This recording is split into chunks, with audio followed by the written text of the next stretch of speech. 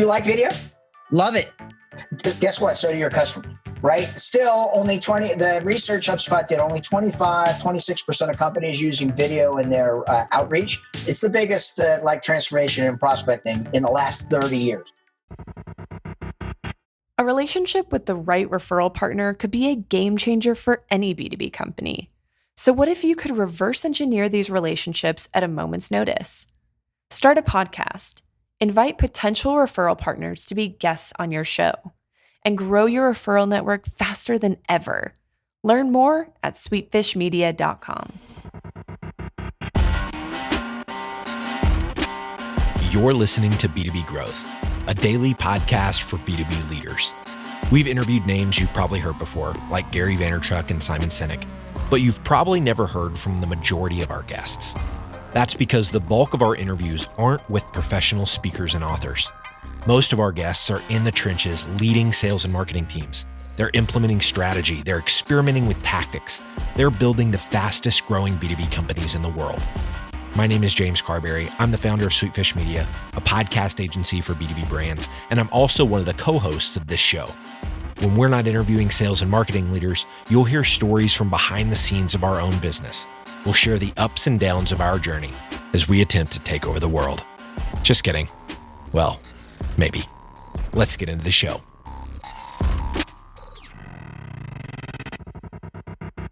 He has a decades-long career in sales management, in sales coaching, and sales training. And he calls this the biggest transformation in prospecting in 30 years. My name is Ethan Butte, and you're listening to the CX series here on the B2B Growth Show. Our guest, Dan Tyre of HubSpot, brings huge energy and great value to this conversation. And it turns out he's very, very passionate about video email. I know you'll get a lot out of this conversation. Human, helpful, and relevant.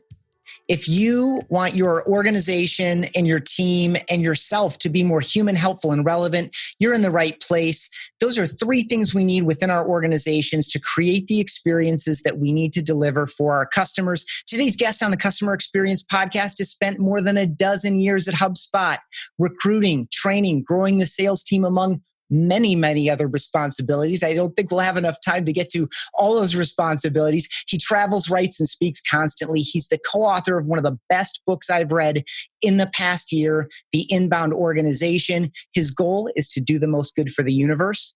Dan Tyre, welcome to the Customer Experience Podcast. Ethan, I should take you on the road, man. That was awesome. Oh my goodness. I'm not that good. Right? But it sounded great when you said it, and super excited to be here for the next 30 minutes or so. Yeah, we were able to pre-meet. I don't always do that with all my guests, but I knew that the energy you brought, and of course, your depth of experience within HubSpot, just a really fantastic company that I think a lot of people are trying to model in multiple ways.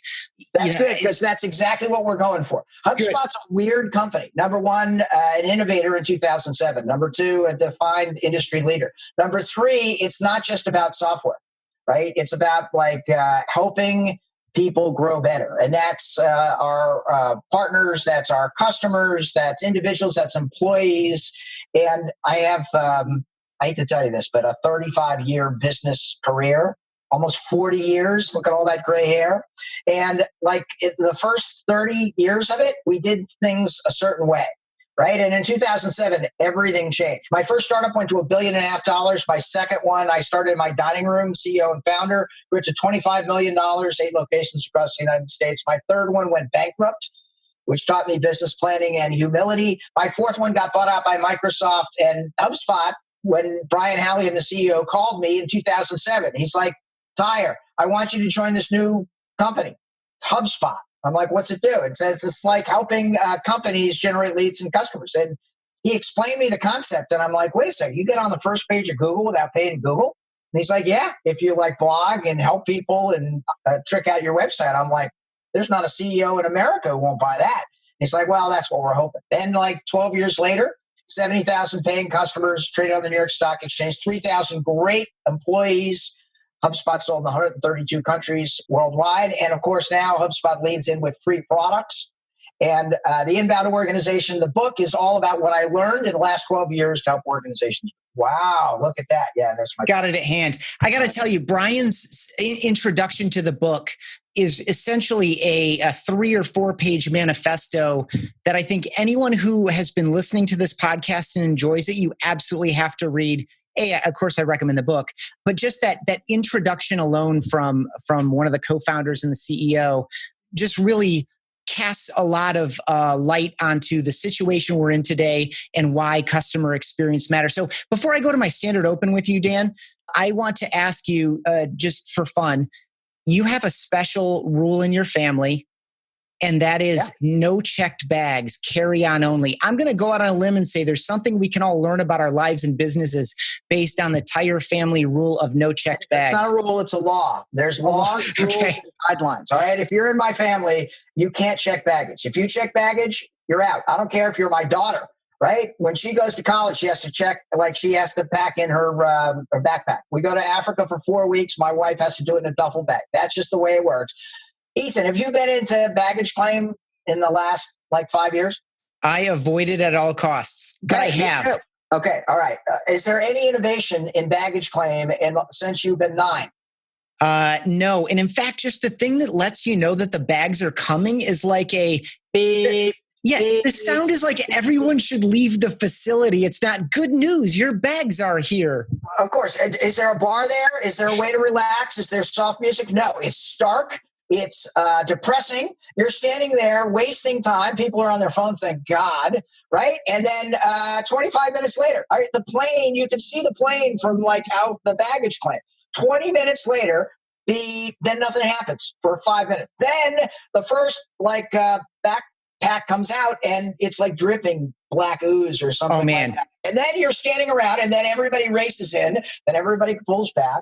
And then a few fortunate people, thank God, they've been saying their prayers, they grab their stuff, they run out of there because there's no fresh air down there. There are so many great innovations that you can apply to baggage claim, none of which has happened in my lifetime, which is a business opportunity for perhaps one of your listeners. I love it. I'm so glad I asked. So basically, I'm just going to wrap that. We're customers. We're customers all the time. We're customers even in situations where we don't think of ourselves as customers. As we go into our businesses, I think we think about what we're doing differently than we do as customers very often. And so when you find yourself in a situation saying this could be better, that is a customer experience conversation to be had. And there's so many ways to improve it. That's awesome. Yes, exactly. Here's the thing. We live in the greatest era of human existence, right? Our standard of living is higher. There's all kinds of noise and issues and negativity rolling around. But let's face it, being born in the 21st century, being a business person in the 21st century is awesome. In certain instances, it's much, much easier because we're all connected. There is seamless ways to communicate, and it's truly a global economy. In some ways, it's harder, right? Because in that era, right, it's harder to differentiate and scale. Right. And one of the things that's happened with the growth of software and development of software as a service is that you have product parity. Right. In the old days, you would choose, Ethan, a product because it had one or multiple features that the other products didn't have. And if you were a competitor to that product, you're like, yeah, we don't have that feature. And somebody would go buy it the other product. Today, everybody has the same product. If I don't have a product feature in HubSpot, it's coming within 6 months if there's a demand for that. And the expectation for an end user is, number one, the product works. It downloads, it works, it does what you say it does. Number two, if you don't have that feature and I need it, you better have it within the next 6 months. And guess what? In most cases, you have it. So in the age of product parity, right, customer experience is the only thing that influences the process. So Brian Halligan, who's the CEO of HubSpot, and I've known Brian for 15 years. In my fourth startup, Brian was the vice president of sales. And he's a better CEO than he was a vice president of sales, and he was damn good there. Right? He was a thought leader. He thought about all this kind of stuff. He's like, the way people are buying has changed. Customer experience is super important. The way HubSpot defines customer experience, it's the sum of every interaction a customer has with your business. So it's both pre and post sale. It's a part of the strategy, is an actual plan to deliver a positive, meaningful experience across those interactions, which definitely doesn't happen in baggage claim. Right. Way to tie that back. Yeah. So good. I always ask everyone to define customer experience, which you just did there, because, I think we were talking before we hit record that, there's a lot more talk about it now than there was even 24 months ago. But I don't know that everyone is talking about the same thing when we talk about customer experiences. Okay. So I'm with you. Like that's my running definition, having had this conversation with almost 50 people now on the show, is every single touch point. It's the responsibility of everyone within the organization. It's physical, it's human, it's digital. All these different ways that we interact with companies and brands comprise the customer experience. You've also addressed already why it's the last great differentiator, which I think is a super important idea. So just as a point, there's a great blog article on HubSpot blog called How to Define a Customer Experience CX Strategy by my friend Carly Steck. And a lot of the things that I say are because of the marketing and research brains at HubSpot. There's this lady, Mimi Ann, who runs HubSpot Research. Amazing. Right? Everybody has an opinion. One of the things that makes our presentations impactful is we look for the data and the facts, right? And that's one of the things that's changed with the inbound revolution. And the customer strategy, the customer experience, it's competitive insights, it's consumer research, it's marketplace data, it's mission and vision, which is what the inbound organization is about. And then it's every single interaction. Because the thing about 2019 customer interaction, if it's positive, right, then you have these great customers that can help you get more customers. The HubSpot calls that the flywheel. That is awesome. If you don't have a great customer experience, what happens, Ethan? The best thing that can happen is I don't talk about you. Yeah, that's not what happens. Right? The worst thing that can happen is that you talk about me in all of the wrong ways. Okay, what typically happens is in the old days, 2014, the average company had about 7 competitors, right? So if somebody wasn't really doing the job, it's like, it's kind of a pain in the butt. I don't want to get a new vendor. I'll stick with Ethan. In 2018, the last time we have specific statistics, the average company has 44 competitors, right? So 65% of B2B customers will ghost you. Do you know that term?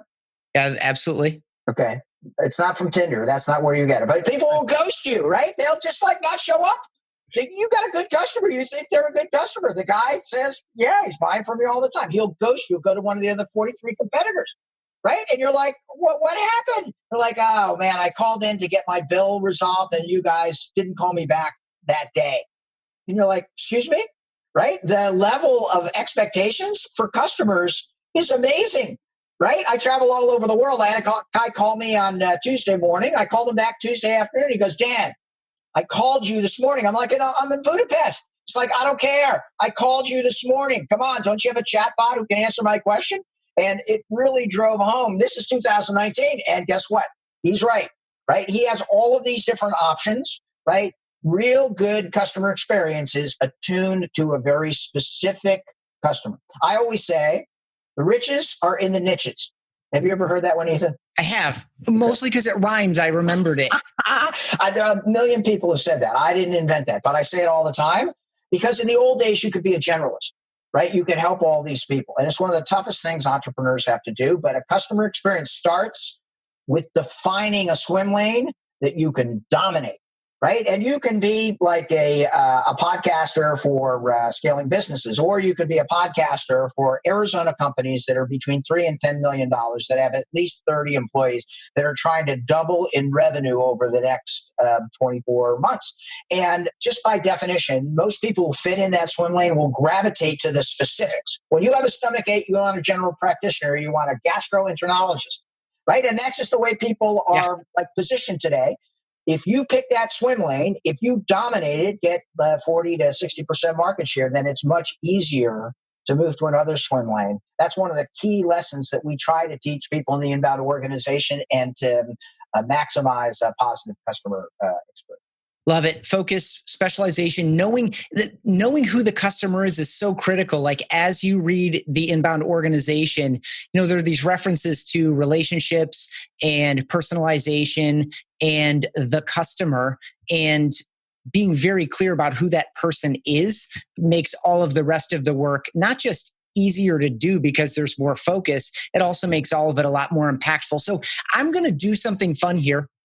I'm just going to read you lines from the book that really jumped out at me. And you just give me, we can do this lightning round if you want, or you can go full on monologue. Exactly, man. Let's have that. Right, here we go. Ready? Number one, no one at HubSpot is successful if our customers are not successful. Ooh, okay. So this is a famous quote that everybody thought. My friend Frank Ozier, who 9 years ago came from a strategy position at Novell, came to HubSpot, started in customer support, and now is our CEO. He gets promoted like every 6 months. The guy is super smart. And I love Frank. I used to share a desk with him in the early days. And I asked Frank, okay, which is more important, your employees or your customers? And he's like, all right, Dan, do you love your mother or your wife? And I'm like, okay, I'm stealing that line. He said, but number two, your employees have to come first. And because if you don't have happy employees, you're not going to have happy customers, right? And you have to solve for the customer. That's a foundation of an inbound organization, right? But culture is everything. Ethan, are you familiar with the HubSpot culture code? I am. I do not have it at hand, but I am familiar with it. And it reminds me a little bit of our own core values at BombBomb in that when you read it, my feeling is, okay, if you were a decent human being, there are zero objections and a lot of positive lights turning on as you move through this. It's about being a good person and being a good person in service of other people.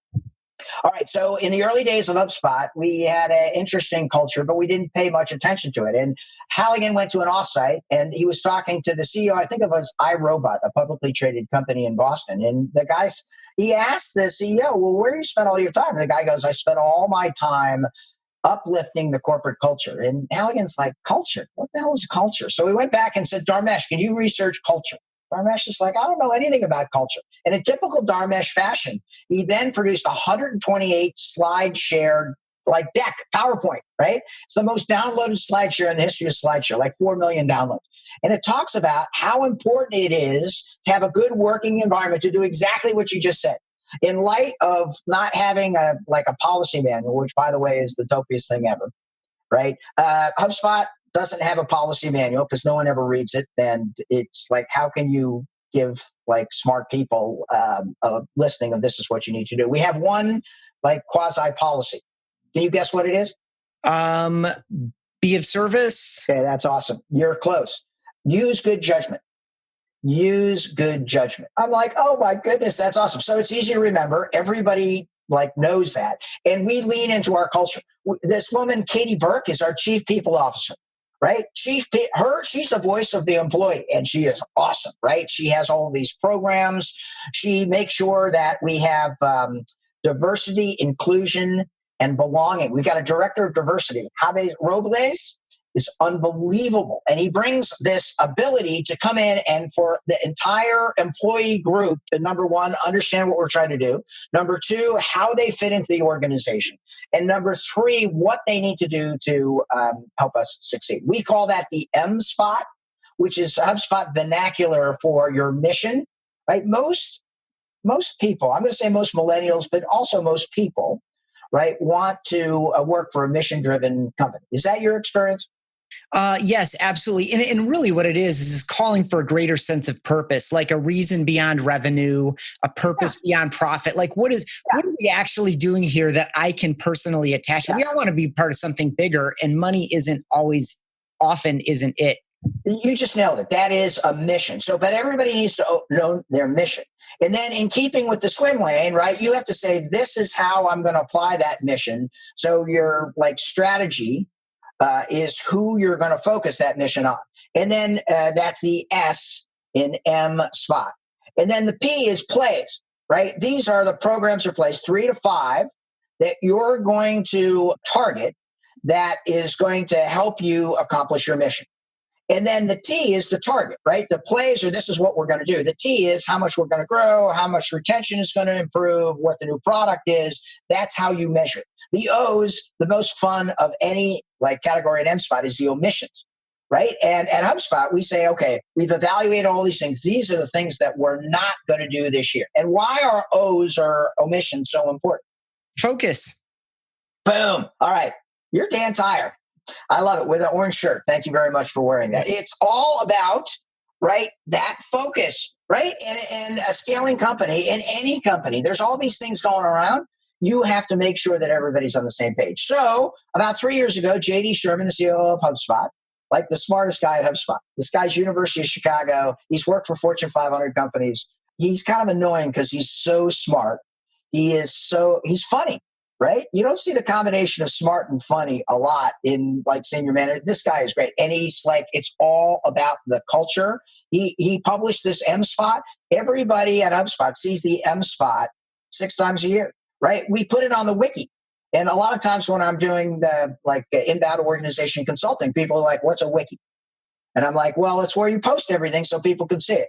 And they're like, no, we use email for that. I'm like, no. You've got to have live there. And if you have a new employee, what do? Forward them all the emails about this topic? Yeah. I know. That just shows the old mindset. In the 21st century mindset, you want to make all this information transparent. You want to make sure that everybody knows the mission, the strategy, the plays, the omissions, and the targets. I was just at a journalist company, and we were doing a full day workshop of implementing the inbound organization. And we met with the CEO before, and he had this beautiful mission, right? He had it on the back of his business card. It was great. And the first thing we asked in the workshop is, okay, what's the mission of your company?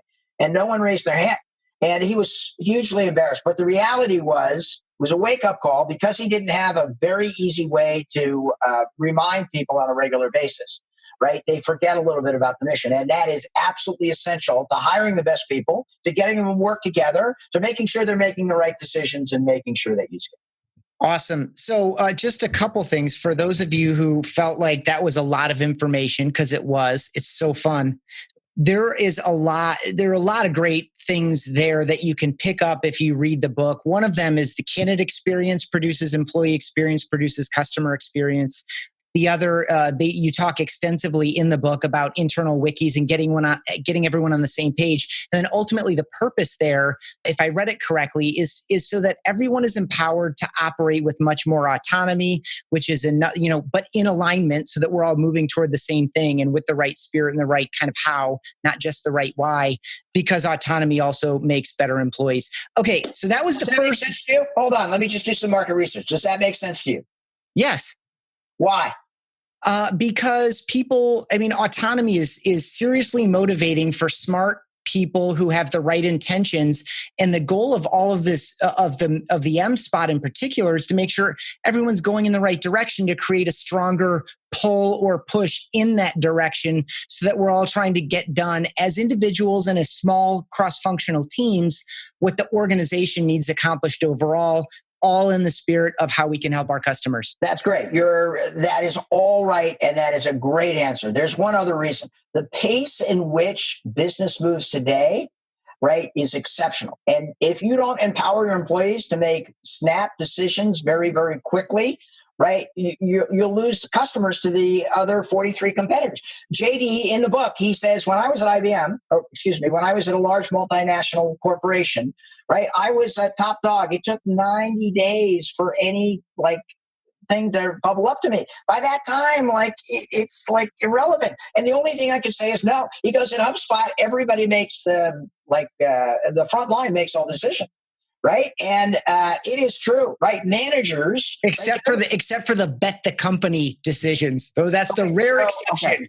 All right. That's Lori Norrington. And I just saw Lori Norrington was named to another board of directors. I'm a huge Lori Norrington fan.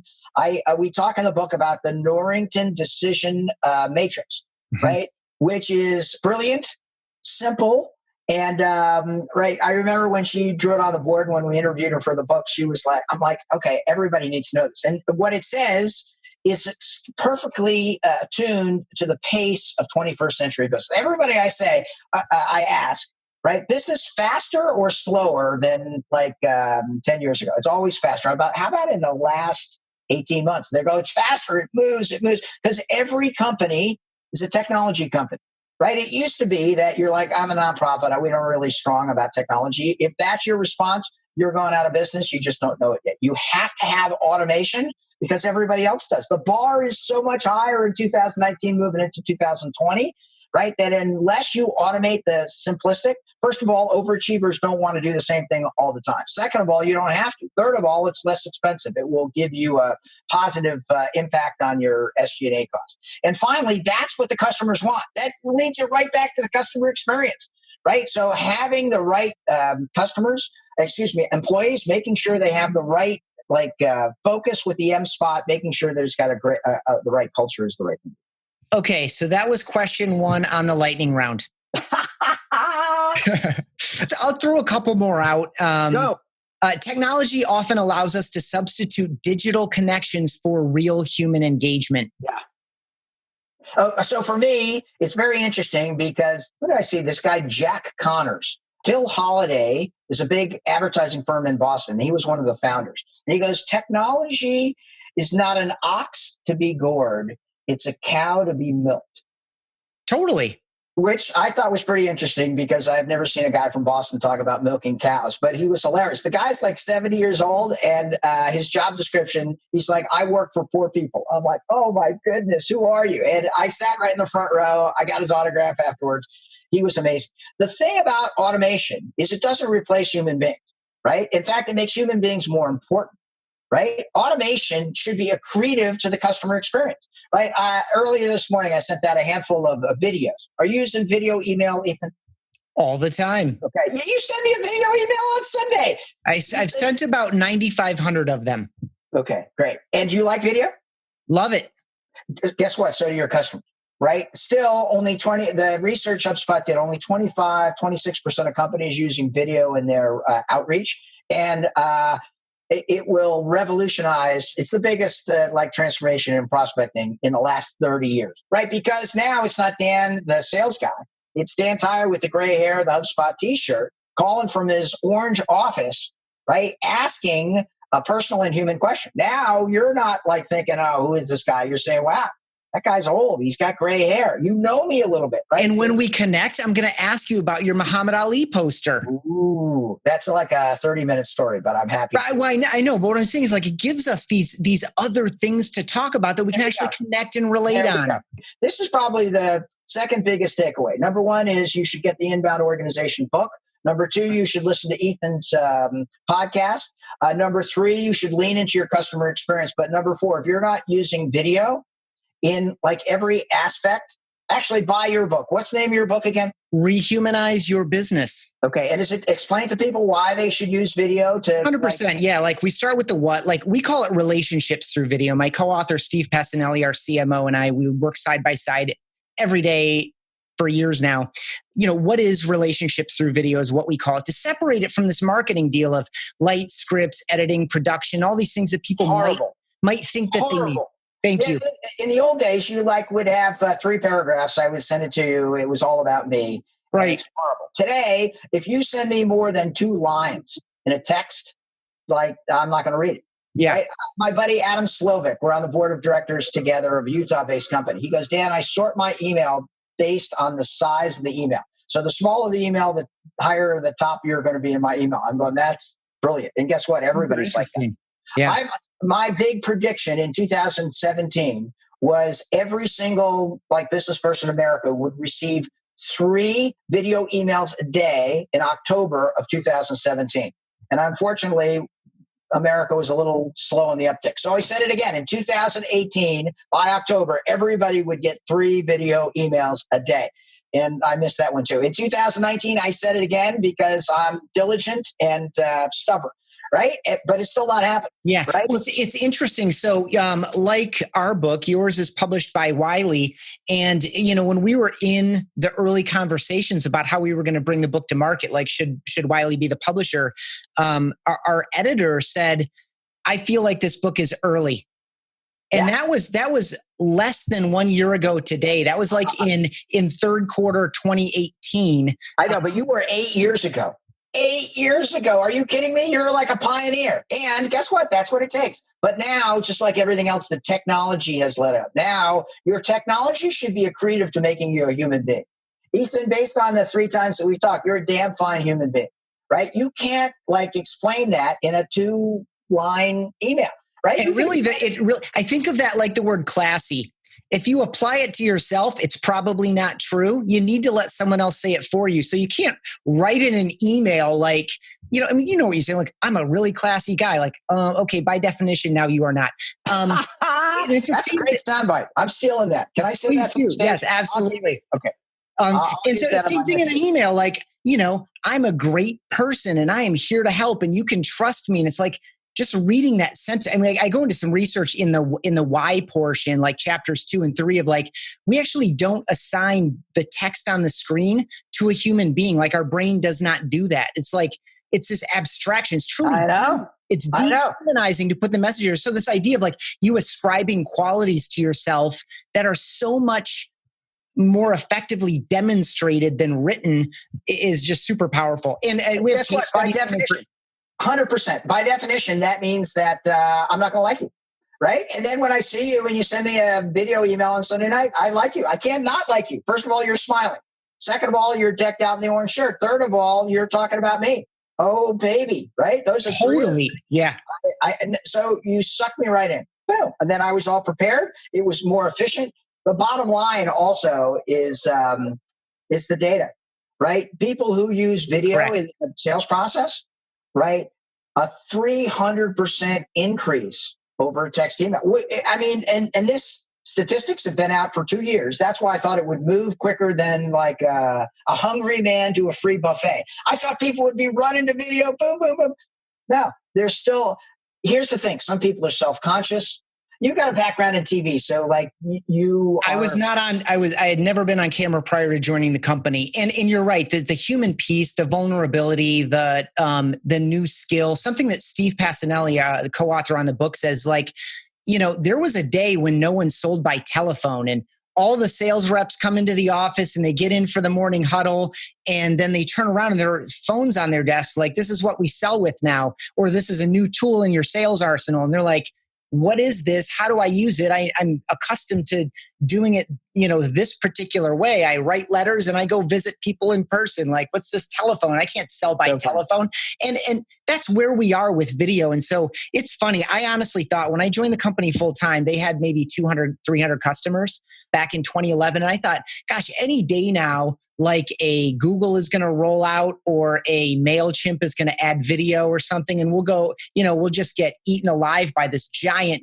machine. And we're just this tiny little, operation. But, here we are almost a decade later and, we have 45,000 customers, but there are, there are millions.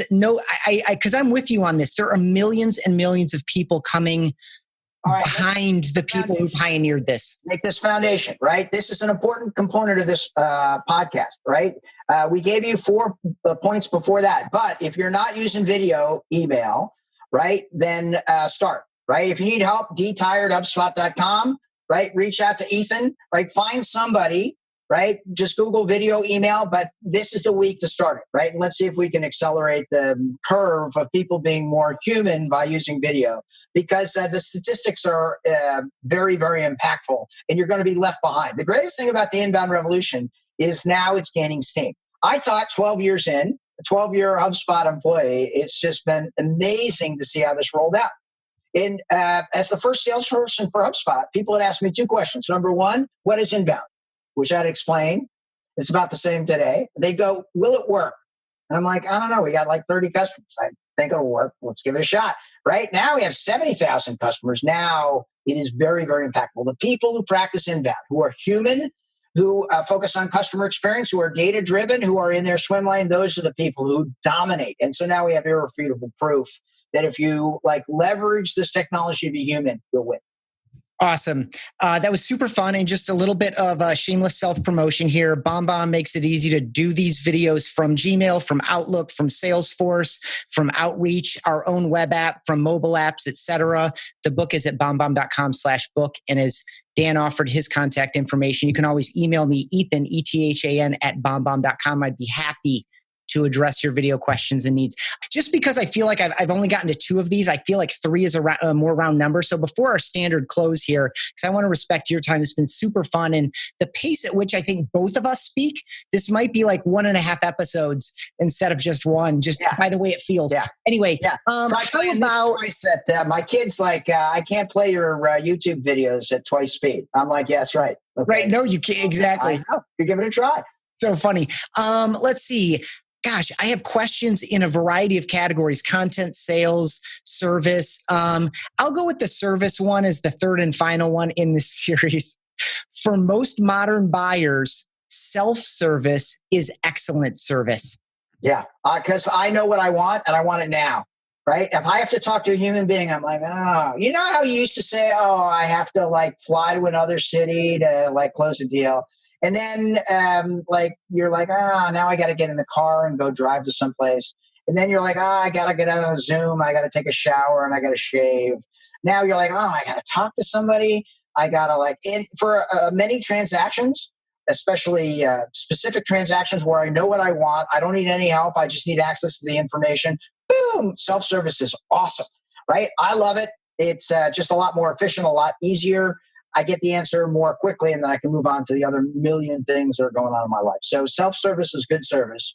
And part of being an inbound organization is understand what you can automate so that people can find what they need, right? A great example of that is what we call a knowledge base, right? HubSpot has a free product called the Service Hub, right? All of our products, the sales product, the marketing product, and the service product, they all start with free because people like free stuff. And it's a great way to help people solve their problems. The Service Hub has what we call a knowledge base where you can take your most frequently asked questions and you can put it in a SEO'd like a repository so everybody can find and solve their problems more quickly. And we find that's a great way of generating more business, right? Because you're helping people solve problems, which is the foundation and essence of an inbound organization. So smart. I do need to ask you, at the close was one of the more provocative ideas that I've read in a printed book in some time. And it's this idea that as we look to the future, actually right now, sellers are trying to customize and personalize the buyer's experience. But you see that flipping where the buyer is going to customize and then as a consequence, personalize his or her own experience in the future. Talk just briefly about that dynamic. Yeah, so you see it happening now. First of all, we live in the future, Ethan, right? We are talking. It's just a matter of whether or not you recognize it as such. I used to ask from the stage, I do 60 speaking engagements a year on behalf of HubSpot. I used to say, when is the future? People say 2022, 2023, now, 100%, go now, right? So everybody understands we live in the future. Have you ever been in a self-driving car? I have not. Okay, it's time. Come to Tempe, Arizona. We have Waymo, and you get into a van that they have 2 people sitting in the front, but they don't touch the steering wheel. It is amazing. And do you know Fold-O-Matic? Do you know the Fold-O-Matic? Okay, Fold-O-Matic will, ever gone to Banana Republic and all the shirts are like folded perfectly? Oh, yeah. You can buy that for $700 and it will fold your shirts. You take it out of the laundry, put it in your Fold-O-Matic. Right? It's like $700. It'll be $150. So you'll be able to walk into your closet and have perfectly folded like shirts. Like that's the Jetsons kind of thing. And then I carry a suit bag. I'm the last guy in America. I know I sound like your grandfather. I carry a suit bag. Remember suit bag? Totally. Okay. But most people, they're like, what are you talking about, Grandpa? I'm like, no, suit bags. That's the way we like carried our clothes. Of course we carried it on. They're like, no. I go, what do you have, the dragging luggage? And they're like, yeah, I pull my like suitcase. I'm like, you're so old fashioned. My buddy Sean, right? He has travel robotics, which is a suitcase that follows you around like a dog. You put the app on your phone and you don't even have to pull your suitcase anymore. That is I don't know how it gets up an escalator, but that is freaking awesome, right? Yeah. That's what just we're doing. You just got to walk slow enough so that it can keep up. I don't know. I've never said, but the other thing, I'm sitting there at Sky Harbor Airport in Phoenix, and I'm like, shit, there's no place to plug in my iPhone. And I'm having anxiety because I've got like 9% left. He goes, just plug in like here. And I'm like, what do you mean plug in here? He takes the TravelMate Robotics. It has 4 USB ports and 2 power supplies. I can plug right in, like a 3-prong plug into his luggage. I'm like, oh, I'm using that. That one's awesome. So like the whole idea is that you got to lean into that customer experience. You got to make sure that that's the way in which people see you, and that you're differentiating yourself in ways that make people happy. Awesome. Dan, relationships are our number one core value here. And so I always like to give you the chance to thank or mention someone. You've already done an amazing job. Just your ability to recall names and stories about individuals, which I assume that that's something you've cultivated throughout your sales career, because it's just such a winning thing to have at hand. But anyway, thank or mention someone who's had a positive impact on your life or career, and then give a shout out. You've already done this on the show already too, but give a mention to a company that you think is doing customer experience really well. All right. So can I do 2 shout outs? Yes, you may. Let me do 3. Can I do 3? I know Yes, I'm pushing the envelope. Please. Number 1, Todd Hockenberry, my co-author, is the best co-author in the history of books. Todd is exactly opposite of me. Number 1, he's tall, he's smart, he's logical. We wrote this book, spent hundreds of hours together. We didn't have one argument, right? It was amazing. And he and I do consulting around the inbound organization, and it is awesome, right? I'm all the big energy, and he's like, okay, this is how we deliver results, which is great. The second person is my beautiful wife, Amy. You should have her on the podcast. She is amazing. We talk about mindfulness. We talk about helping human beings, right?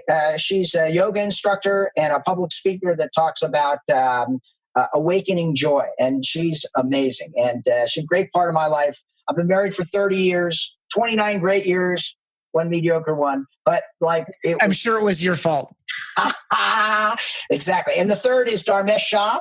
I just listened to Dharmesh inbound keynote, right? Dharmesh starts off, he says, I'm an introvert. Now remember, he's speaking in front of 20,000 people. If you're in front of 20,000 people, can you say you're an introvert? I'm a little bit suspect. And it's thoughtful, and it talks about customer experience. It talks about the changes. He's funny, and he's doesn't want to do it, but his keynote is always a highlight of the inbound. Awesome. And is there a company that comes to mind that you maybe haven't mentioned yet that you just respect for the way that they have delivered for you? Yeah. In corporate massage, I'm on the board of directors, and I'm an advisor to the company. It started by this mighty girl, Amelia Wilcox. Amelia is mom of 3, strong CEO, been to the White House, lectured at Harvard. And she started the company in her basement. And it's a corporate massage company that employs 600, mainly women, massage therapists. So if BombBomb wants to bring in somebody with chairs a couple of times a month, right, there's a direct correlation to that relaxation response of massage and employee retention, employee enjoyment, employee engagement. This lady has run a $4 million company, right, and worldwide. Right? Unbelievable. She does her M-Spot all the time. She creates a culture where she's constantly measuring her employee net promoter score and her customer and her therapist net promoter score. And she just rocks it. I'm a huge Amelia Wilcox and a corporate massage fan. Killer. Dan, you've already done this too, but I'll ask you to do it again. If folks want to learn more about you, more about the book, more about anything that you want people to know about, if they think specifically about what we've covered here, if someone wants to go deeper, where would you send them? Yeah, you can email me, dtyre@hubspot.com. You can get me on Facebook. That's TYRE for those of you who are listening and not writing things down. It's DTYRE. Yep, you go to my Facebook page, which has all my public presentations and my schedule for the year. You go to dantyre.com. You can go to Inbound Organization, which is the website for the book that has the assessment that you were talking about. It has all kinds of templates. It's designed to help companies take baby steps to turn into inbound organizations. And I'm happy to help. My mission statement, as you mentioned, doing the most good for the universe. I'm all in. Right? Super fun to be Dan Tyre. Super fun to be an inbound organization in 2019. And let's get more people using video there, Ethan. That's what we got to do. Love it. I love that passage and how naturally it came up. I'm with you 100% on that. And just a final closing thought. When I engaged with HubSpot initially, it was because you were offering tons of free content, specifically about inbound marketing at a time in my life when I was trying to figure out how to transition careers and like, what do I want to do and how do I do these things and what's the latest stuff? And it's just been so fun to watch HubSpot from that time. Because I imagine it was early on, like 2008, 2009. Amazing. I was reading a lot of your stuff, and to look at what you all are doing today, years later, you just continue to find and solve more problems for companies, which is solving more problems for customers. You walk the talk, and I appreciate your time so much and continued success. Woo! Ethan, you're a badass. Great to do the session with you. If you want to invite me back, just book it with Rosie. Great to talk with you. Great to dig into customer experience. Right? Let's get people using video, and I'll see you soon. Awesome. Thank you so much. You're welcome. I still haven't met Dan in person, but I'm really looking forward to that day. I hope you enjoyed the energy he brought there. And if you want to learn how to use simple personal videos to communicate more clearly, to connect with people more effectively, and ultimately to increase your conversion, pick up a book I co-authored with Steve Passanelli called Rehumanize Your Business. It's an Amazon #1 bestseller in business sales, business communication, customer relations, and several other categories. Rehumanize Your Business is available in hardcover, for Kindle, and of course, as an audiobook. Search Rehumanize at Amazon. My name is Ethan Butte, and thanks for listening to the CX series here on the B2B Growth Show. Hey everybody, Logan with Sweetfish here. If you're a regular listener of B2B Growth, you know that I'm one of the co-hosts of this show, but you may not know that I also head up the sales team here at Sweetfish. So for those of you in sales or sales ops, I wanted to take a second to share something that's made us insanely more efficient lately. Our team has been using LeadIQ for the past few months, and what used to take us 4 hours gathering contact data now takes us only 1. We're 75% more efficient, we're able to move faster with outbound prospecting, and organizing our campaigns is so much easier than before. I'd highly suggest you guys check out LeadIQ as well. You can check them out at leadiq.com. That's LeadIQ.com.